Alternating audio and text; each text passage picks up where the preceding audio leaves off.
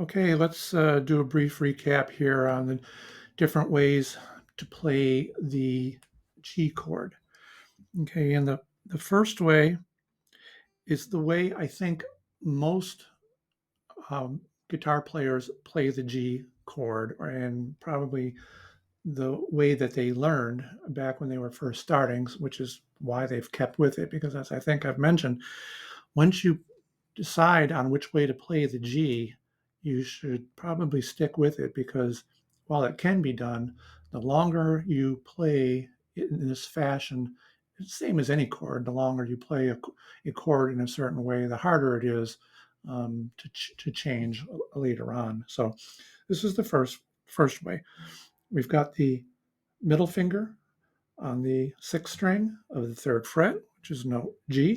We have the index finger on the fifth fret of the fifth string of the second fret, which is note B, and the ring finger down here on the bottom string of the third fret, which is note G. Now, I use the ring finger. It's just I'm more comfortable with that. If you want to use the pinky instead, you can. That is completely fine. I just find I have more mass with the ring finger. I have more control, so that's the way I play it. Okay, so root note is the sixth string, so we play all six strings. Nice full chord. Okay, the other way to play the G major chord, and some people do play it this way, is we switch the index finger and the middle finger. So the ring finger now is on the top string of the third fret. The middle finger goes onto the fifth string of the second fret. And now we have the pinky down here on the bottom string of the third fret. The index finger is just kind of floating out here waiting for something to do. So that's the other way to play the G major chord. Now, there are advantages of playing them both. Uh, I want to show you one way, and it has to do with something called the four finger G. Now, a lot of people consider this to be the true G chord. There's no real difference between this and this. This is called the four finger G chord, sometimes called the G add 5, sometimes just called G add.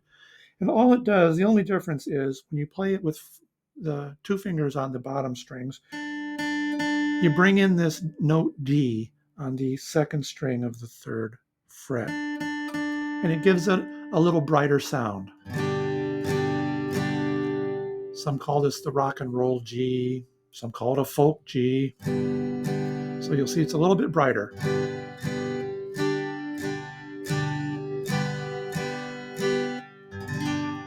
Okay, now when playing the G, the way I call it the conventional way, which is like this, it's very easy to hit that G add chord or that four finger G, because all you have to do is add your pinky, move up your ring finger to that second string, and then add your pinky.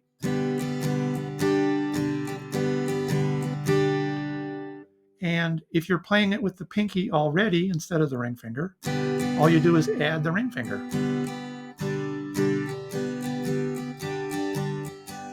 This is played quite a bit. Now, if you play the other way with your ring finger on the top string, okay, you tell me how you're going to play that note G in here, because you've only got your finger, your pinky, your index finger is not involved. So how are you going to play that G add or that four finger G? The answer is you're not, unless you come over here and play it the first way I showed you. So that is just one argument for playing G like this instead of playing G like this. Now we'll get to the argument in favor of playing it like this when we talk about the C chord. So, but I just wanted to cover that the two different ways. By the way, as long as I'm here, I don't advocate doing this, but if you're in a pinch, if you just can't master either way of playing the Gs, you could play a G chord with just one finger, whatever finger you want to put on that bottom string, and don't play these top two strings because otherwise everything is the same. That's a G, that's a G, and that's a G. But, let's go ahead and try and learn a full G chord. It's not that hard, and you really should. So anyway, I'm beating that dead horse again. Let's move on.